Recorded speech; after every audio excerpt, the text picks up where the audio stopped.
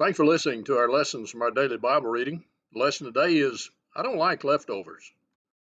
In 1 Chronicles 21, verse 18 and following, our reading Friday, we find that the angel of the Lord commanded to Gad, saying to David that David should go up, set up an altar unto the Lord in the threshing floor of Ornan the Jebusite.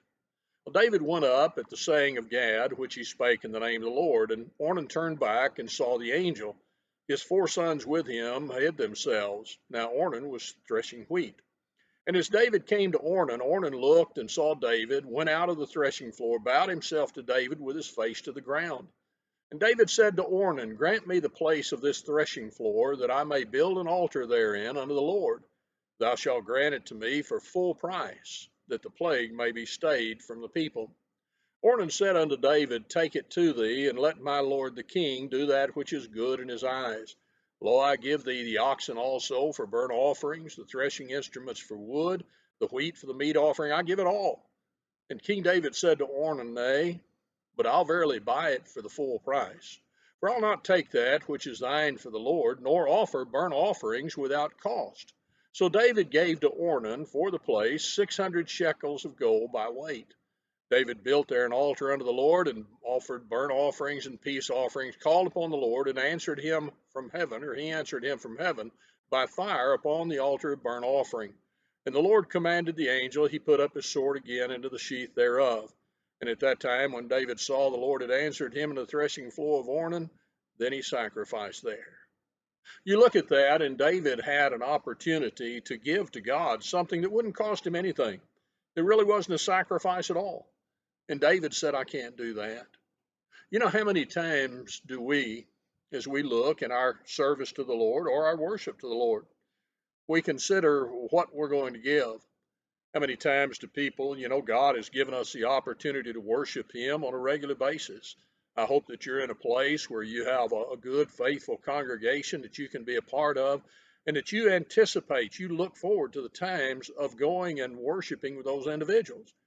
But other people, they look and sometimes say, well, don't have anything else to do, nothing going on in my family, nothing going on with sports. I'm feeling okay, so I'll go to worship. In other words, we give the leftovers, that which we're not going to use anyway. And then our daily lives. We're to live lives that are a light shining, Matthew 5:16. We're to do all, whether we eat, drink, whatsoever we do, unto the glory of God, 1 Corinthians 10 and verse 31. But how many times as we go through and we see things that we might be able to be involved in, that I can't do that, can't do that, can't do that. Why? Well, I don't have time. Do we ever make time for the Lord? We ought to take the time. That's a sacrifice. The very word sacrifice entails that we are offering something that has cost to it.